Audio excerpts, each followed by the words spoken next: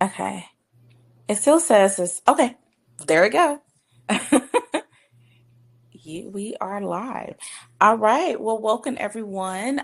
We just want to just thank you all for attending the Urban League of Greater Oklahoma City in partnership with Tinker Federal Credit Union, our financial literacy class today, our webinar. I know that the weather is so crazy and we wanted to have this in person, but of course, we have to be agile in times like this. So we are here with you, still giving you financial tips today. I just want to just thank Tina Harridan for being here on behalf of Tinker Federal Credit Union. She is a financial educator and she will be going over some really amazing tips today about focusing on your finances. And also, if you are wanting to check out the Urban League and our programs, you can definitely go to the urbanleagueok.org and look at all of our different programs, such as this one. You can also catch most likely the replay on this. So if you're able to want to go back and catch some of these gems today and just rewatch and take notes as we go, we are here to assist you with that and have that as a resource. So without further ado, we're going to just hand it off over to Tina. Tina's amazing. I think you're going to get so much out of this today with Tina just going through she's just fun, energetic. She brings it in a way that is so understandable because we all are just in this same place of always want to educating ourselves to see how we can get to the next level. And I think she does a great job in bringing it to the people and giving you energy, and it's not so boring. I'm just going to kind of say it's not boring. Um, so Tina, without further ado, I'm going to hand it off to you. Well, hello, everybody. Thank you so much for being here today. Just like Shana said, we're going to talk about focusing on finance. My name is Tina Herndon. I'm a senior financial educator at TFCO, Tinker Federal Credit Union. And how many of you have financial goals? That's what we're going to talk about today. We're going to drill down on that. We're just in February. So if you haven't made your New Year's resolution, you're in the right place. And if you have made it and it's money related, you're still in the right place. So let's go ahead and get started. So goal motivation. You're going to hear me say motivation so many times a day, you're going to get sick of it. But think about this. When we first have our brand new baby goal, we get out of bed and we're so excited. Our goal is in focus. We can see clearly what it's going to be like when we get to that goal. But how does it feel day 365?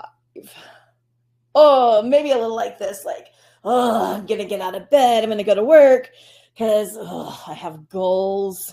It's kind of out of focus. I can't clearly see what it's going to look like when I get finished, but this is the lack of motivation. So one of the things that I will talk about today is motivation requires maintenance. You can't just be like, oh, I have a goal, and then never look at it again. It has to become ingrained in our culture of our households, and we have to keep that in front of our faces on a regular basis.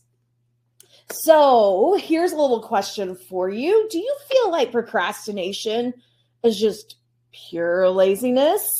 Maybe you do, maybe you don't. Maybe you're like, well, sometimes. Well, what I will say is rarely. So I have a lot of years of financial counseling. And one of the very first things I noticed when people would come to me is they didn't do anything in between the time that we met and the time that they came back to me. And so I really started asking questions like, are you just lazy and you're procrastinating, or is it something bigger? And so what I learned very quickly is it is so much bigger than laziness. Procrastination, there's lots of reasons that people do it, but here are some of the things that I would see. First, they didn't know where to start. So let me say, if you are still with me and you're watching this video, I'm going to help you figure out where to start. So that won't be an excuse anymore. Not enough money. We can still get to our goals, even if there's not enough money, but those choices get harder and harder as those budgets get smaller and smaller. So sometimes there just really isn't enough money because things cost what they cost, but sometimes we can find resources. Or one of the workshops we're going to do in this series is starting a side hustle. And if you don't think you have skills, talents, and abilities to be able to make money off of that, ask people that love you. They'll tell you what your skills, talents, and abilities are because they can see them clearly, even if you can't. No support. Man, when we get into the room together, we could actually start support groups for people. You could actually get people's phone numbers and be like, I'm going to text you and ask you how it's going. Or maybe I'm going to see if you want to do a savings challenge and kind of gamify that. Sometimes that can help us with that support. Sometimes we just get overwhelmed. Life can be overwhelming. Money can be overwhelming. The changes in all the financial systems that we're going through right now can be overwhelming. And so just recognizing that and being like, oh, I'm overwhelmed. So maybe I need some more support, or maybe I need a better plan, or things like that. Fear of unknown.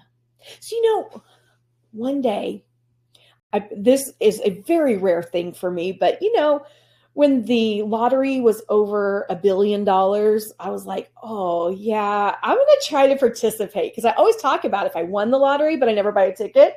So when I did that, my first two numbers matched. My first two numbers matched what they pulled out.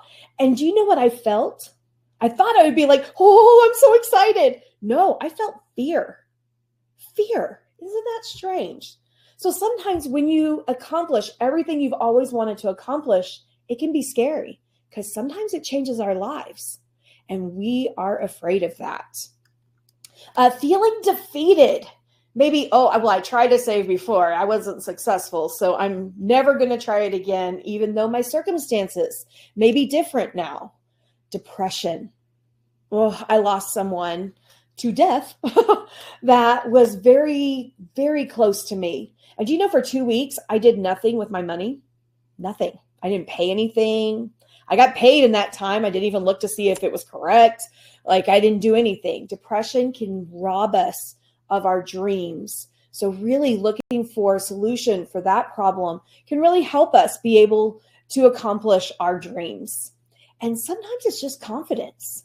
But being in this room, that is how you overcome that lack of confidence, because knowledge is power, and you can use that knowledge to gain more confidence.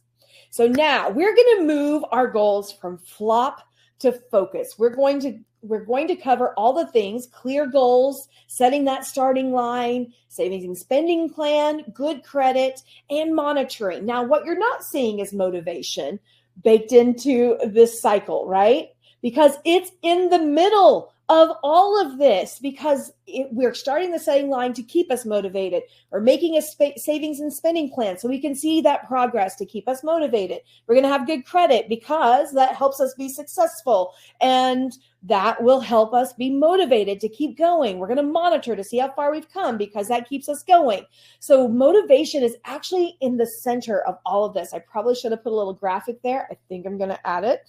But that is what will be at the heart of everything we talk about today. So very first thing, making those clear goals. It is not enough to say something like, I want to be rich. Yeah, that sounds great, but is it smart? What specifically do I want to achieve? Measurable. How am I going to measure that progress? Achievable. Is the goal something that can even be achieved? And here's where I'm going to tell you a little thing to help with your confidence. Even if nobody has ever achieved it before, it may have been waiting for you. Resources. Can the goal be achieved with current and projected resources? It's okay if you don't have enough money right now, but could we make a plan to get the money we need to get into the situation where we want? Again, the smaller the budget, the harder the choices, but maybe there are things we could do. Maybe we could work with a financial counselor. Maybe we could just reach outside of ourselves and see what kind of resources are out there. Time bound. When do I hope to achieve this goal? And really, that is just setting that time frame. It could be 20 years from now. It can be tomorrow that you want to achieve the goal. And Then after all of this, I'm going to ask you to evaluate it. Ask yourself, do you have a wish or do you have a goal? And I'm going to tell you the difference between the two. A wish is, I hope it happens to me. Now, where's the power in that statement? We're just kind of sitting there hoping that the sky opens up and $1 million just falls out and makes us all better. Well, I'm here to tell you, even if you got $1 million, if the plan is not in place, you're probably still not going to be successful. It's all about doing the best you can with what you have. So a wish is, I just kind of hope that I can retire with some savings. I'm not really doing anything to make it happen for me, but I'm hoping it happens. But a goal, oh, this is such a powerful statement. I love it. I make it happen for me. Whoo, that power stance. Think about that. What if I go out and make it happen? How powerful does that make me? How confident do I have to be? So really, your goals coming from flop to focus is really about believing you can. And so here's where I'm going to tell you a little bit about my story. So when I started adulthood, I was chasing a man at 18 years old and decided to move out. And that landed me in a really not great marriage for 20 years. Why did I stay? Because I didn't know what I know now, that I'm powerful and that I can do things on my own and I can be on my own, and that's okay. But I really struggled. I struggled financially. I struggled mentally. And so if you're finding yourself in that position, maybe looking to see what those barriers are that you're dealing with right now and removing them from the situation. So I got divorced after 20 years. I have found the man of my dreams. I'm living in my 4-bedroom, 3-car garage house. Welcome to my home. You're in it right now. And I also drive the car I want to drive. I work where I want to work.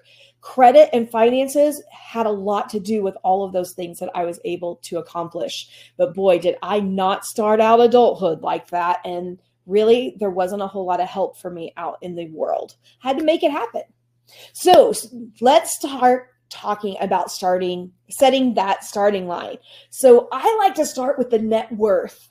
And that's not a word that we use a lot, except for when we're trying to figure out how much a celebrity is worth. If you've ever Googled how much money does, Taraji Henson, she's my favorite. How much money does she have? It's going to tell you her estimated net worth. And that is just what she is worth with all of her assets minus debt. But do they know the debt? No, they do not. So do not believe what they tell you about those celebrities. They are probably not balling quite that much. So how do you calculate a net worth? Because this is something that is for everybody. Every single person has a net worth, whether you know it or not. So you will make a list of everything you own and its value. Then, and these are not, well, before we go on to the next one, this is the big stuff. Your clothes, furniture, stuff like that you couldn't sell for a profit, not things that you would put in there. Maybe think big things like your car, your cash, your retirement, your house, if you own it, those kinds of things. Then what you're going to do is make a list of what you owe. Now, this list, you're going to include even the teeny tiny debts that you don't want to talk about. Those also go into this list. And then you just do the math.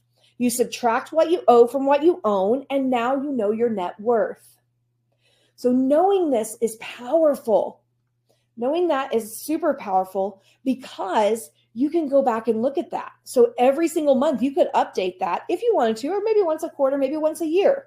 But if you mark the starting line with your net worth, know that if it's a negative number, don't worry about that. That's normal. It's normal to start with a negative net worth because you haven't paid off anything yet. But every payment you make that is shrinking that debt, it's also increasing what you own and increasing your net worth. So sometimes what happens is we'll take 5 steps forward with our goal accomplishment. But then, you know what happens? Life. And we have to take 2 steps back. And when that happens, if that's ever happened to you, I hope it hasn't. But if it has, you're probably like me and you're like, why am I even trying? But thank goodness. If I saved $500 and I had to take $200 out, thank goodness that I had that because, wow, I would have been negative again instead of $300 positive. So what your net worth will do is, even if you have to take a step back in your goal accomplishment, which is going to happen, we'll talk about that a little later, you still know you're accomplishing things. You'll still know that if you had accomplished 5 steps and you had to take 2 back, you're still 3 steps ahead. And so we can start to give ourselves the grace that we would give other people. So now let's talk about that spending and savings plans. Boy, you want to get me really excited as a financial educator? Let me talk about saving and spending plans and credit. Boy, those 2 things literally transformed my entire financial future. But so did changing my mindset. So remember, we're talking about motivation a lot. So what motivates me is making my money last all the way through to the next paycheck. Did you know that that's a possibility?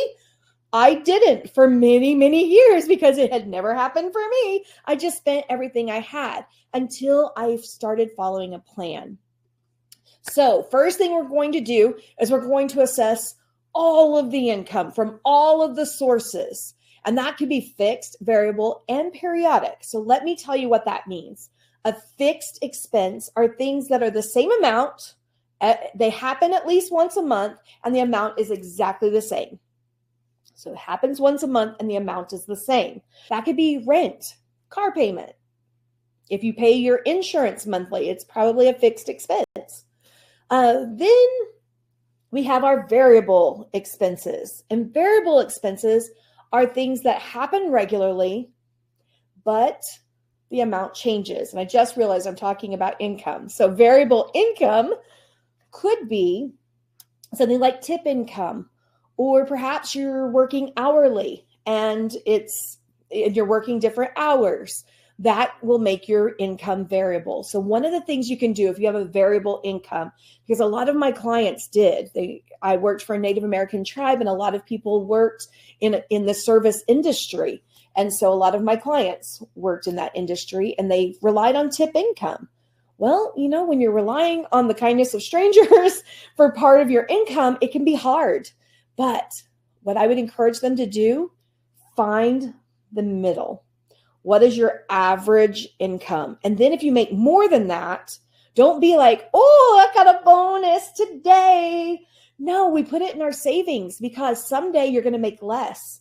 And so if you make less, and you've put money in savings, then you've prepared for that eventuality. So that's one way of managing if you have variable income. And then periodic. Periodic is income that does not happen once a month. So fixed and variable happen at least once a month. Periodic doesn't. So periodic income could be a seasonal employee. Maybe in the summertime you mow lawns. That's periodic income. That is why a lot of lawn care companies are presto changeo Christmas light hanging in the wintertime, and then they spray your lawn in the springtime, and they build your fences in the wintertime. That's because they are trying to make their periodic income more variable than periodic. So we are in the season of taxes. And for some people, that is income that's coming in, and it is meant to last. If you're getting thousands of dollars in those tax refunds, what if we strategized where it gets us ahead for the next year instead of borrowing against it all year long? But that does take plans. So that's why I get excited about talking about plans. And now let's talk about those expenses. So with the fixed, since I already talked about fixed expenses, I'm going to talk about fixed income. Fixed income could be salary, could be some type of disability, could be Social Security, could be pension, lots of things. But something that I find interesting about fixed income is when I say I'm living on a fixed budget. Y'all, I have a pretty big budget and I'm on a fixed income. I'm a salaried employee, but we don't think of people with a big budget being fixed.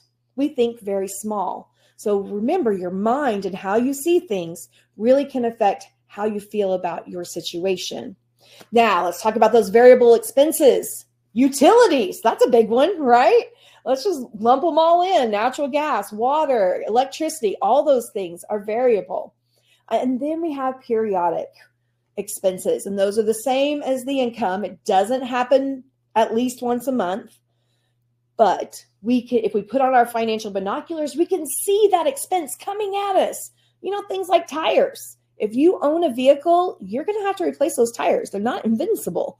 And you can either buy one at a time used, or and have to keep buying those, or you could actually buy 4 new tires. So one of the things that I do with my budget is I have a periodic category.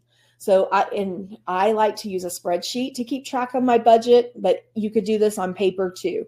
I drew a little square on my spreadsheet, and I have things like my AAA membership, tires for my vehicle, whatever. When I buy tires, whatever amount that was, I add about $100 to it, and that's how much I save every single month. And so I put that all together, and then I divide it by how much I need to save in order to be able to buy whatever it is. So for the tires, I'm going to have to buy them about every 2 years. So I divide that by 24. And it really did start to even out my life, because if I start to look into the future at what's coming at me, I can start preparing now instead of later. So assess every debt. Now, I know that this is hard. And I believe we're doing strategies of debt reduction as part of this series. So if that's something that you're struggling with, I encourage you to come to that.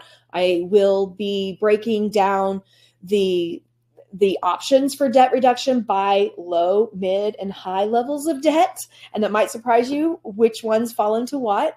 But if you are struggling with debt, make sure you just know what those balances are. The first part of solving a problem is knowing there is a problem. And so sometimes we have to know what those balances are, and so that we can start to strategize and plan for the unexpected. You're not bad when life happens to you.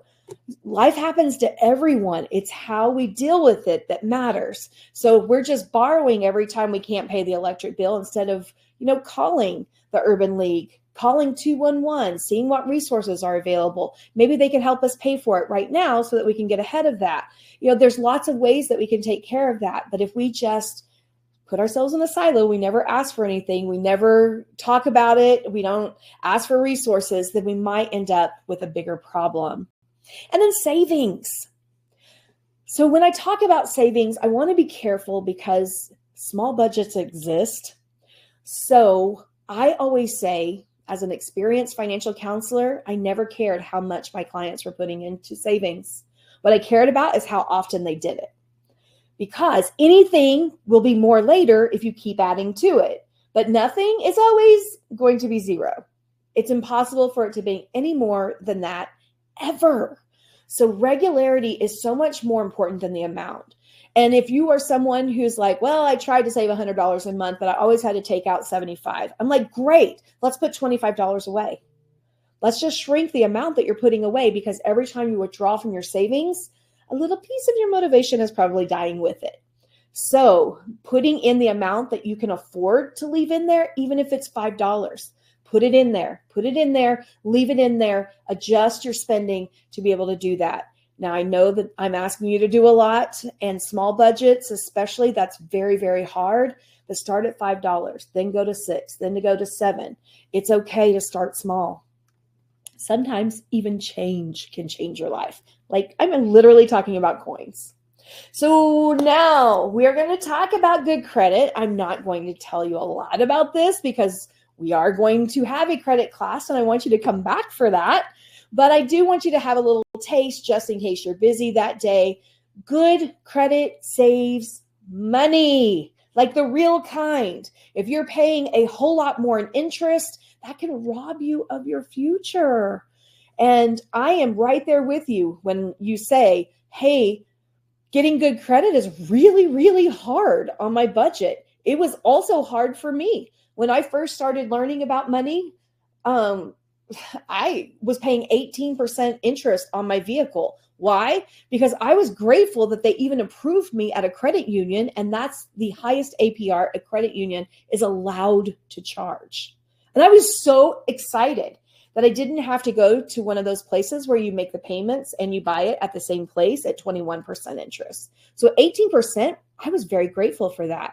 But 3 years later, I was able to buy double the price of the car for the same time frame, the same payment, because I got it at 2.9%, which, Tina, I uh-huh. have a question. Oh, sure. So, can you tell, like, I know a lot of people when they're just such as when you're talking about good credit saves money, I think what you're talking about far as, walking into, a lot of people think walking into that dealership or walking into that lot, a lot of people say, I just want a good car payment. Like, just give me, I want a car Mhm. payment at this amount of money.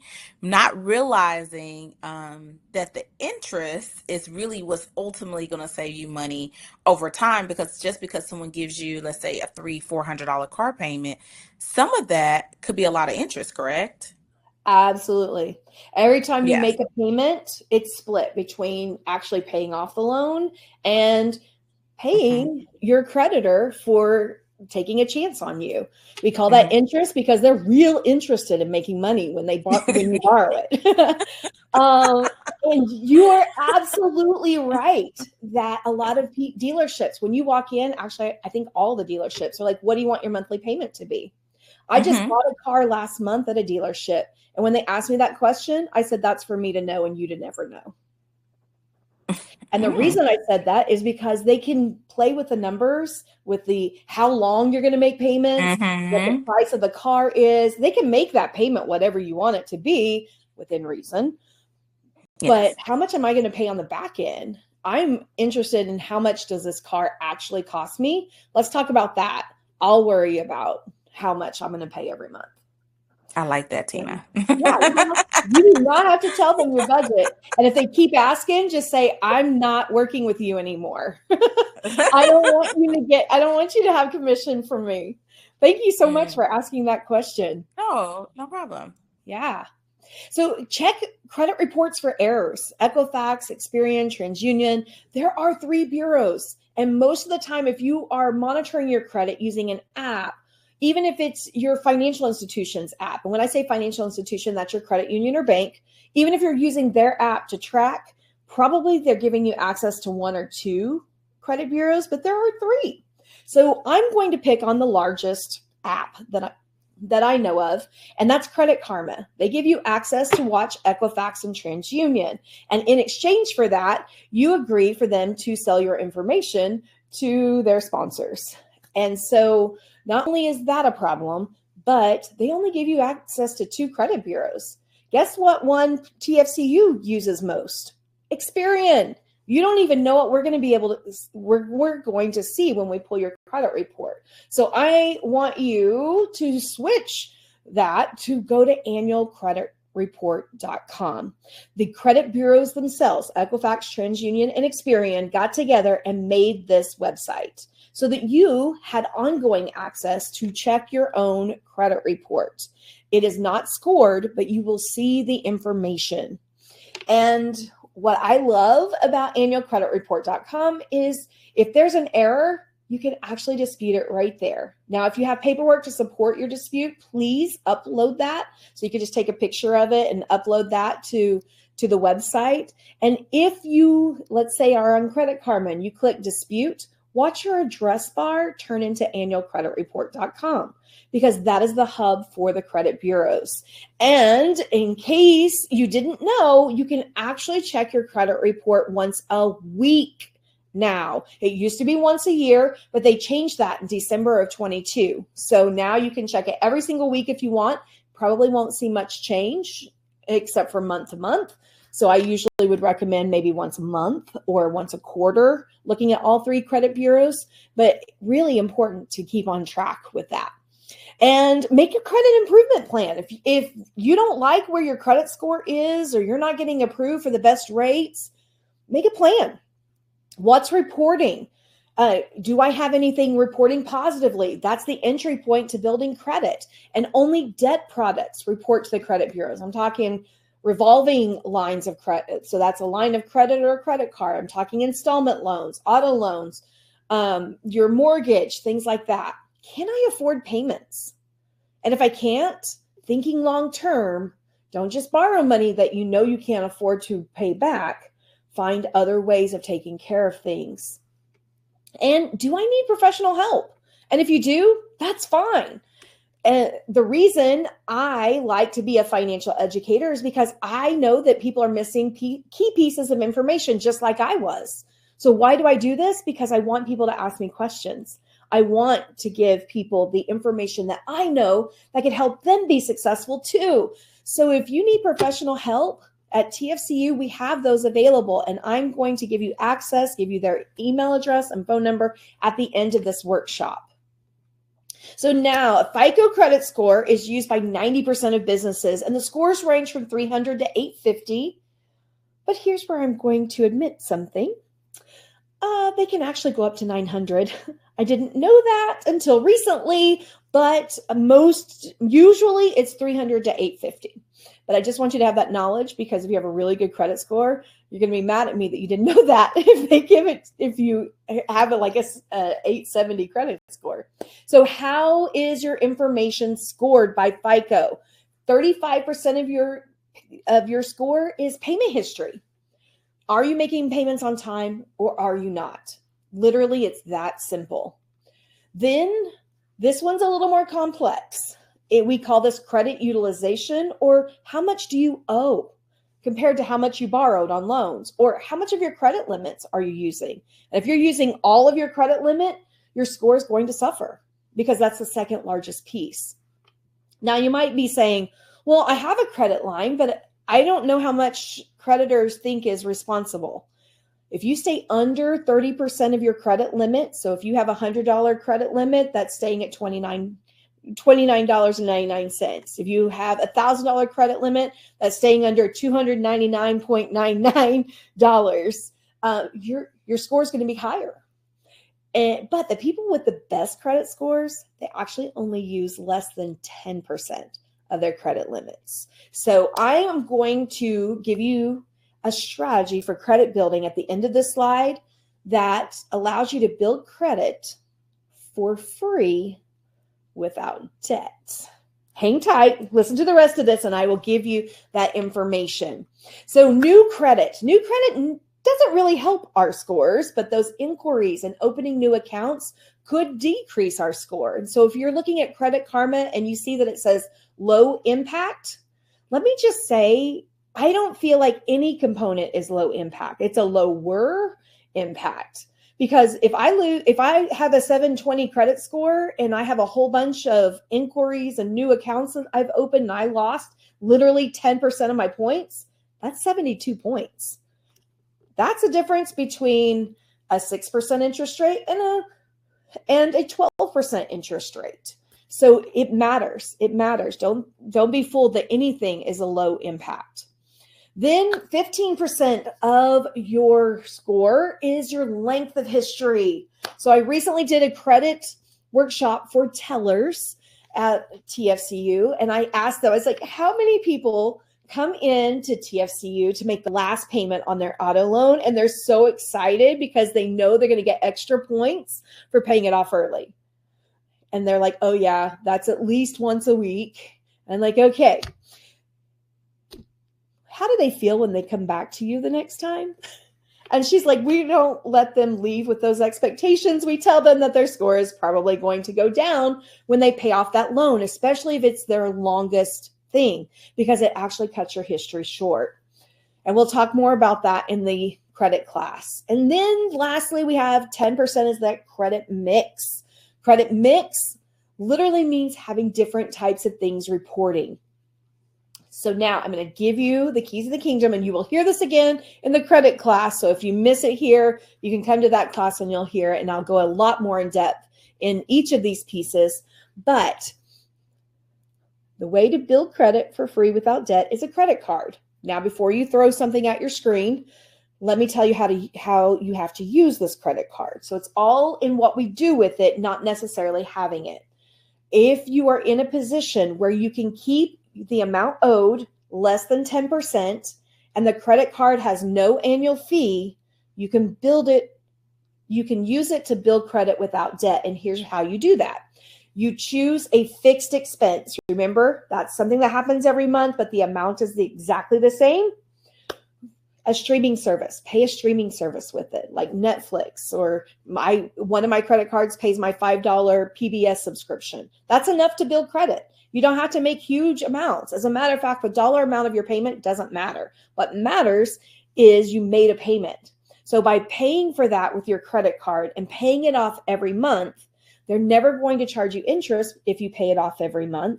You don't have an annual fee. You have something that's reporting every single month, that payment, because if you don't use your credit card, it doesn't count against you, but it's also a missed opportunity for that month to build credit. So that's how you build credit for free without debt. Sounds simple, but also maybe don't put it in your wallet so that temptation is just following you everywhere you go, and just use it for that purpose. But if you're in a position where you're getting a credit card because you don't have enough money, or maybe for emergencies, or, oh, I'm going to put gas on this card, probably not going to be the best solution, because all of those things either make your emergency more expensive or it's something that could change. So if gas is $5 a gallon again, that's very different than the $3 that we have going right now. Now, improving your credit score. So this is very simplistic. Keep balances low. Pay your bills on time. Have a variety of accounts. Keep doing good as long as possible, and don't apply too many times. There are shopping windows, but I'm going to save that for the actual credit class. So now, moving goals from FOP to focus. In order to stay motivated, we're going to have to monitor.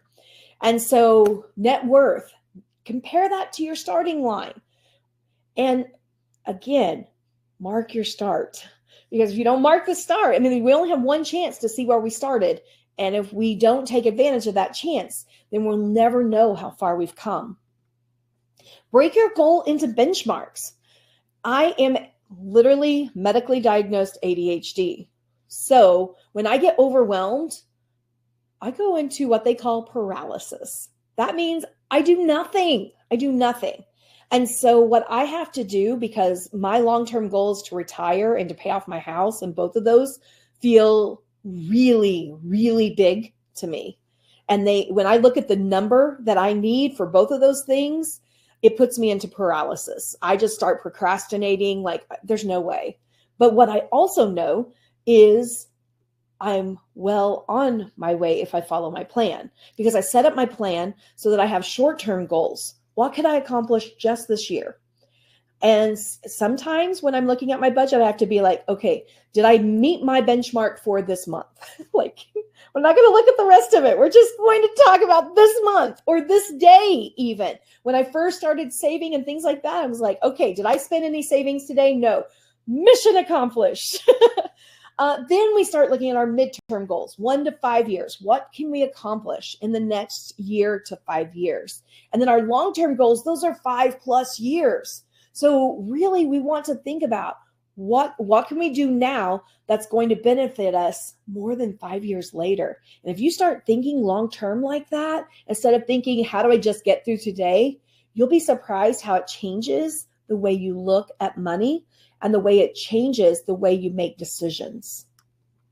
So make adjustments.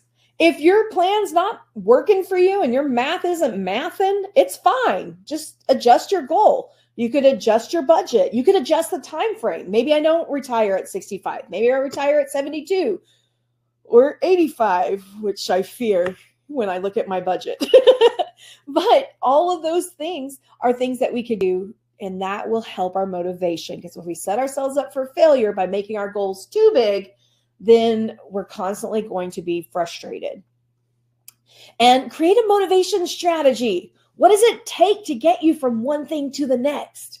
And if it takes a lot, that's fine. Just make a really detailed motivation strategy. Sometimes you'd be surprised how little it takes to keep us motivated long term. Monitor accounts. Fraud happens. And a lot of people are like, yeah, I look at my checking account every single day. I'm like, great. Do you log into your credit card accounts that you're not using every single month? They're like, why would I do that? I'm not using them. Well, because somebody else could be using them. That's why. Let's catch that early instead of spending a year trying to fix what happened 2 years ago. Problem spending happens quickly.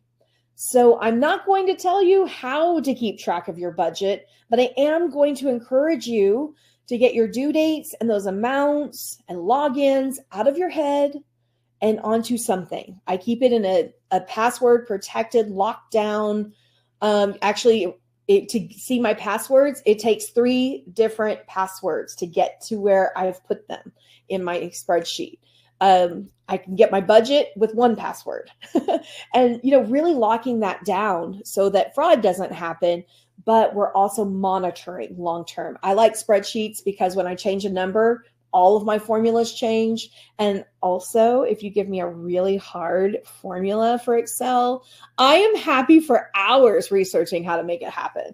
But not everybody's like me. If you want to just write out your budget one time, make 12 copies of that page, put it in a binder, boom, you've got a budget for 12 months. I like my budget to be broken down by paycheck because my first paycheck of the month pays the last of the month bills, and my last paycheck of the month pays my first of the month bills. And I've been able to be successful that way. But if I look at a whole month, I'm going to get overwhelmed by how much things cost. So now I want to give you just a psychological tool to use. It's Maslow's hierarchy of needs. If you've heard of it, great. If you haven't, I'm going to tell you all about it. So Maslow, super smart psychiatrist, said people really only have 5 needs: physiological, safety, love and belonging, esteem, and self-actualization. And I'm going to break down self-actualization because I didn't actually know what that word meant the first time they told me. That just is the desire to become the most that one can be. So who would you be on your best day when everything that you want is accomplished? Just keeping that at the top of the pyramid. So as you know, you have to build a pyramid from the foundation up. If you try to put the tip on the pyramid before you have the foundation, you have a really small pyramid. So the physiological needs have to be satisfied first, then safety needs, and on up the pyramid. So physiological needs are literally what it says on the slide: food to eat, clean air to breathe, water to drink, just making sure that we have those basic needs covered. So let's test this theory of having to satisfy these in order. So let's say all my physiological needs are met and I don't feel safe where I live, or maybe my kids are not in a great school where they have a lot of safety. So I want to save and move to a place that I feel safer. And then while I'm saving to move to a safer neighborhood, I lose my job. Now what am I thinking about? I want to keep my food, water, air, shelter, sleep, clothing, all the things, right? That's what I'm thinking about now. I'm not thinking about that safe neighborhood. Like, that's a pipe dream now. I have to make sure that I am protecting my physiological needs. So what I'm not saying, so I'm saying all of this to say, identify what need you're satisfying when you're spending money. So if you have a place in your budget that you're like, wow, a lot of money is going there, and it's not the step I'm on right now, figure out why. So what I'm not saying is don't spend anything in esteem and love and belonging if you're working on your safety or physiological needs. I'm not saying that at all, because I think you should be working on all of these at the same time. But maybe not all of our money goes to esteem and love and belonging. Maybe if we're working on our safety needs, we take care of the majority of our money is taking care of our safety and physiological needs. So how this could work is, let's say I need social interaction. I'm just feeling the need. I'm feeling a little lonely. That's my spending trigger. And so I know this about myself. Well, I have a couple of choices to make. I could take all of my friends for a night on the town, and I pay for everything. Well, that's going to be like $5 signs. If you've looked at restaurants lately, you'll know what I'm talking about. $5 signs. But What if I invited everybody over to my house for game night and I made it a potluck snack night and everybody brought something to contribute and we get to try all these different foods and snacks and things? Does that not sound like so much fun? And does that not sound like a $1 sign kind of solution to needing social Ooh, interaction? Tina, Uh-huh. I wanted to interrupt you just a little bit. I Sure. love that because I think what you're talking about now is really the foundation of why, we think we don't have something, but that was such an amazing question. You said, what need am I trying to satisfy? Because a lot of times, like we were talking, is, we're in survival. So most people were just every day, I just need to make this happen. And I don't have any money, but when you get down into the budget, you find money for certain things. So it's like, okay, so what am I spending my money on and what am I really psychologically trying to satisfy? I Mm-hmm. love that. Yep. Yes. I will spend a lot of money to not feel lonely. And I can feel lonely in my house Yes. with my husband here. He's very quiet sometimes. I'm just kidding. He's amazing. And if I But want to I talk, think he that's listens. But I think that's so amazing because a lot of times we are trying to fulfill a need and we don't talk about like how loneliness and certain things and people feel. So they start to buy a lot. They start to, fulfill that, but it's very fleeting versus you can do the same thing.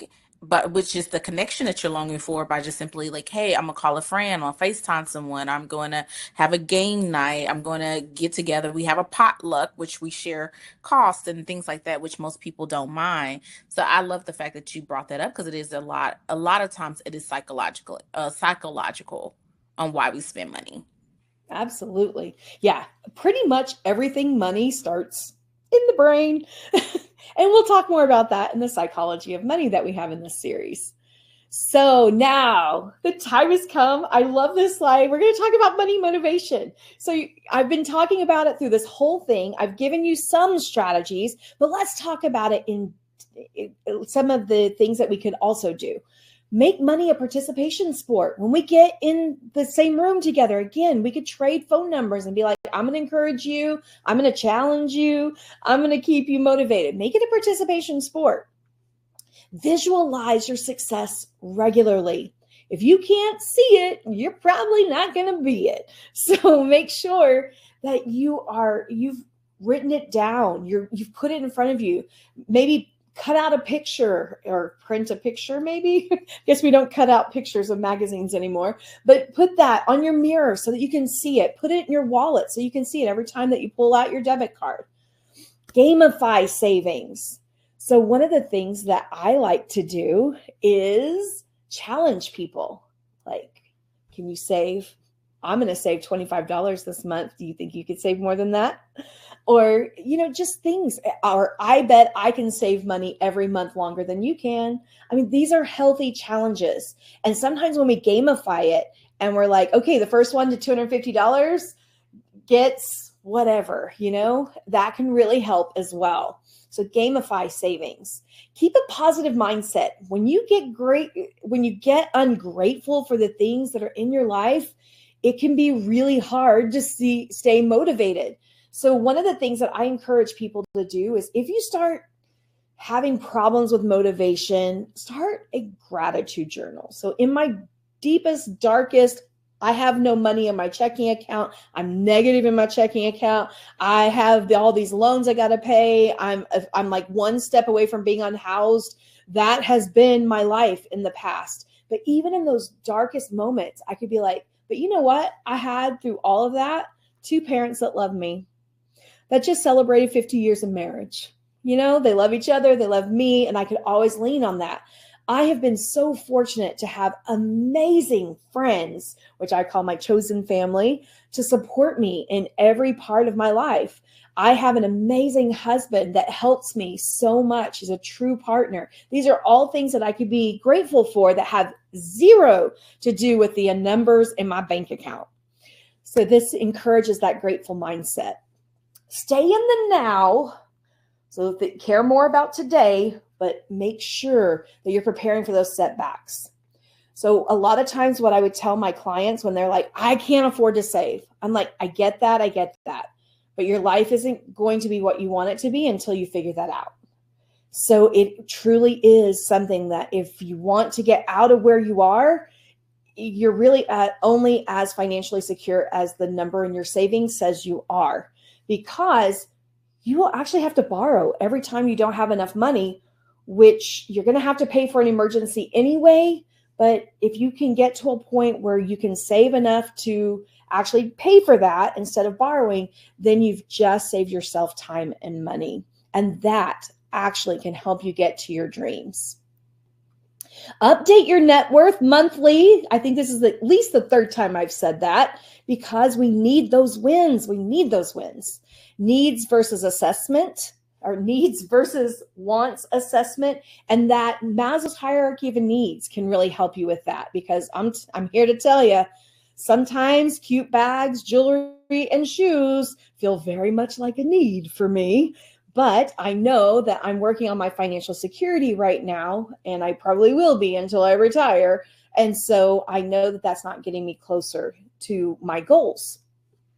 So now that is what I had to share with you today, but I want to leave you with some resources. The first resource is going to be our department. This is my full-time job, to travel anywhere in the state of Oklahoma to do free virtual or in-person workshops. You don't have to pay for anything. We actually bring all the material.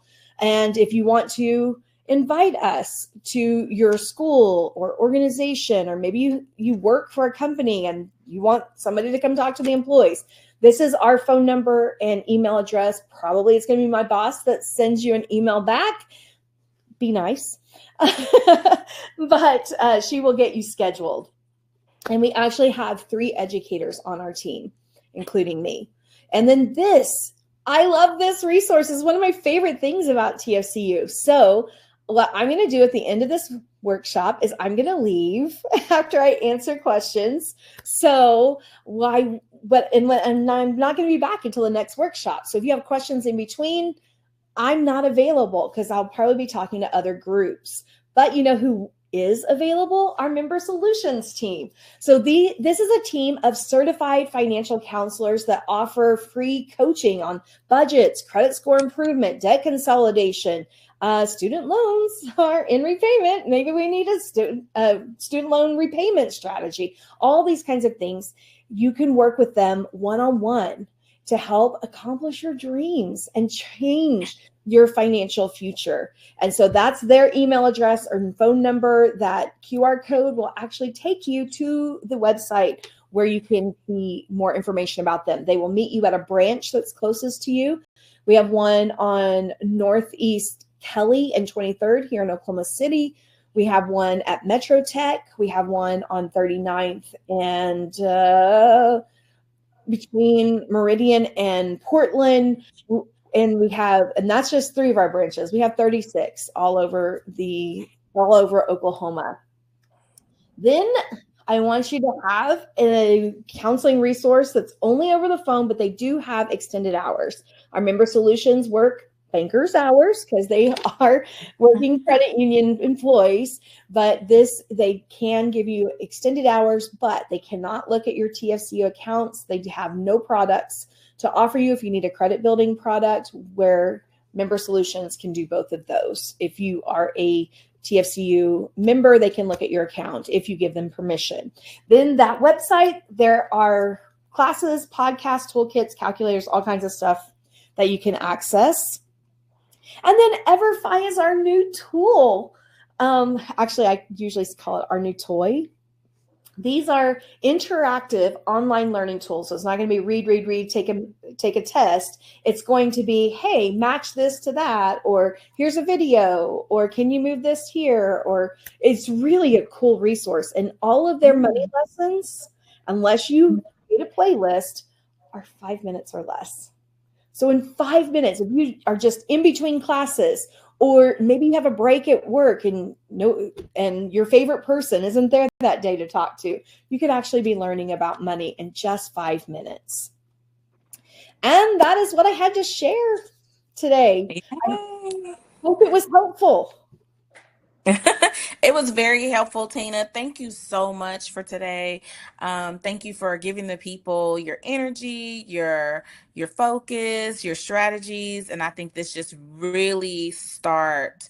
It really helps people just kind of begin to kind of get out of the rut if you have been a financial rut. And so I am just super excited about just all the gems that you talked about. One of the things I do want to ask is, with all the things we gave the people a lot of information, what would you suggest for someone who's like, okay, I got this information. Okay, I know about all these different things, but I still feel like I'm in survival. What do I do? How do I get out of this? What is one thing that you can leave someone with today to move forward? Like, of something, what can they do? What is something that they can do to start this financial journey?